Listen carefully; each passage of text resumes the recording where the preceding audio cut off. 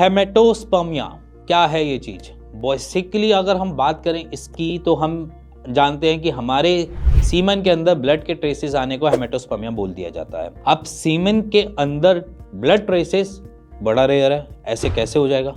तो आज मैं उसको समझाने आया हूँ। इसमें बेसिकली 4 कंडीशन क्रिएट होती हैं जहाँ पर हम कहते हैं कि सीमन के अंदर ब्लड आ रहा है। सीमन के अंदर ब्लड आने का पहली कंडीशन जो होती है वो होती है इंजरी।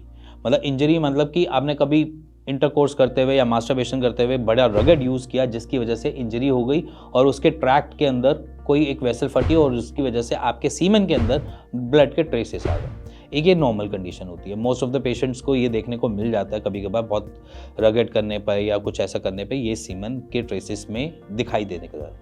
अब दूसरी कंडीशन होती है इन्फेक्शन। इन्फेक्शन में बेसिकली क्या है कि इन्फेक्शन हुआ थ्रू किसी अपने पार्टनर से, या आज की जनरेशन जो है बड़े हुकअप्स के ऊपर बिलीव करती है, तो उसके थ्रू एसटीडी आया या सेक्सुअल ट्रांसमिटेड डिजीज़ के अंदर कोई एक इन्फेक्शन आया जिसकी वजह से उसने वहाँ पर घर बना लिया, जिसकी वजह से उसने वहाँ पर हल्की हल्की ब्लीड चालू कर दिया। तो दूसरी कंडीशन ये हो गई। तीसरी कंडीशन होती है जहाँ पर हम एक सिंबलाइज करते हैं कि हाँ भाई क्या पता यहाँ पर चांसेस हो सकते हैं प्रोस्टेट कैंसर के। यहाँ पर कैंसर जरूरी नहीं कैंसर आए, बट प्रोस्टेट कैंसर के होने के चांसेस हो सकते हैं, बट ऐसा नहीं है कि वो होगा। बट यहाँ पर एक चांस बनता है प्रोस्टेट कैंसर का, तो घबराना नहीं है। एक बारी जांच होगी तो सारी चीज़ें नॉर्मल होंगी। अभी उससे पहले अगर आया भी है तो परेशान मत हो अभी, ठीक है। थर्ड कंडीशन आ जाती है जहाँ पर हम कहते हैं कि नॉर्मली एक वेसल फटी जिसमें सीमन के अंदर ब्लड आ गया। अब ये बेसिकली 4 कंडीशन होती हैं। अगर देखा जाए तो 3 कंडीशन इतनी मेजर नहीं है, एक प्रोस्टेट कैंसर वाली थोड़ी मेजर लगती है। बट अगर मैं पहले से स्टार्ट करता हूँ कि फर्स्ट हमारी जो प्रॉब्लम थी, अगर हमारी नॉर्मल ही एक रगड़ यूज़ किया तो वो शायद आपका सीमन में जो ब्लड आया है वो एक बार ही आएगा, 2 बार ही आएगा, इसके बाद नहीं आएगा। जहाँ पर है वो वहाँ पर नॉर्मल हो जाता है। तो यहाँ पर बेसिकली क्या करेंगे, हम उसको रिलैक्स करेंगे, कुछ नहीं होने देंगे। अब आ जाती है दूसरी कंडीशन जहाँ पर इन्फेक्शन हो सकता है। तो इन्फेक्शन के लिए एक सिट्स बात करने की थेरेपी होती है जिसके अंदर हम एक एलम या फिटकरी को पानी के अंदर डालते हैं, गुनगुना पानी करते हैं और उसके अंदर हम बैठ जाते हैं, जिसकी वजह से जो भी इन्फेक्शन हो तो उसमें आराम मिले। साइड बाय साइड कहीं अपने आसपास के किसी भी डॉक्टर से मिलना और अपने उस इन्फेक्शन का इलाज लेना स्टार्ट कर देना। और थर्ड जो होती है वो होती है प्रोस्टेट कैंसर। उसके लिए जांच अलग होती है। उसके लिए अगर आप चाहोगे तो वहाँ पर आपके ब्लड के सैंपल्स या सीमन के सैंपल्स लेके जाया जाएगा, उसकी थोड़ी बहुत टेस्ट होंगे, उसके बाद कोई आपको बायोप्सी रिकमेंड करेगा या कोई कुछ रिकमेंड करेगा। तो प्लीज़ अगर कोई ऐसा कोई चीज़ें कह रहा है आपको तो आप वहाँ पर उनको सहयोग देंगे, वहाँ पर ये नहीं करोगे कि यहाँ पर क्या हो रहा है, ठीक है। सपोर्ट करना, कोई भी डॉक्टर आपको कह रहा है तो। अब लास्ट है वेसल। वेसल में कोई ऐसा मेजर चीज़ें आती नहीं है।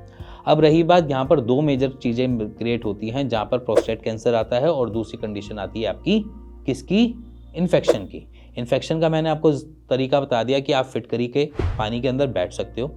इन्फेक्शन होने के लिए आपको देखना पड़ेगा कि आपकी जो एंटीबायोटिक है वो कौन सी चल रही है। तो वहाँ पर अगर आपको कुछ ऐसी कंडीशंस बार बार देखने को मिल रही है तो एक सीमन का कल्चर की रिपोर्ट होती है जिसमें ये पता चल जाए कि इन्फेक्शन है या नहीं। तो सीमन कल्चर अगर आपके एक बार आया है, 2 बार आया है तो प्लीज़ करवा लेना सीमन कल्चर, जिसमें ये क्लियर हो जाए कि एनी हाउ है किस चीज़ की।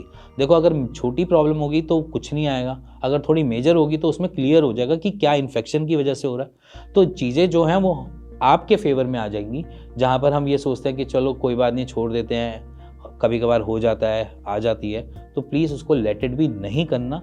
जांच करवानी है। सीमन की कल्चर होती है, उसमें एनालिसिस नहीं होता, उसमें ये नहीं बताया जाएगा कि आप फर्टाइल हो या नहीं हो। सीमन कल्चर में सिर्फ यही चीज़ क्लियर की जाएगी कि अंदर कोई इन्फेक्शन तो नहीं है, पसल्स ज़्यादा तो नहीं बढ़े हुए, ये सारी चीज़ें आपको आ जाएंगी। और साइड बाय साइड कल्चर में आपको ये भी आ जाएगा कौन सी एंटीबायोटिक इस पर काम करेगी।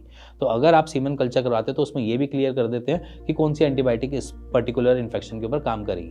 तो प्लीज़ अगर आपके सीमन के अंदर ब्लड आया है, महीने में 2-3 बारी आ जाता है, तो इट मीन्स कि आपको उसकी जांच करवाने की ज़रूरत है। तो प्लीज़ आज ही सीमन कल्चर की रिपोर्ट प्लान करें, उसको करवाएं और उसकी टेस्ट की रिपोर्ट को अगर शेयर करनी है हमारे पास भी शेयर कर सकते हो। इवन अगर आप अपने आसपास के किसी डॉक्टर को दिखाना चाहते हो तो वहाँ पर भी दिखा सकते हो।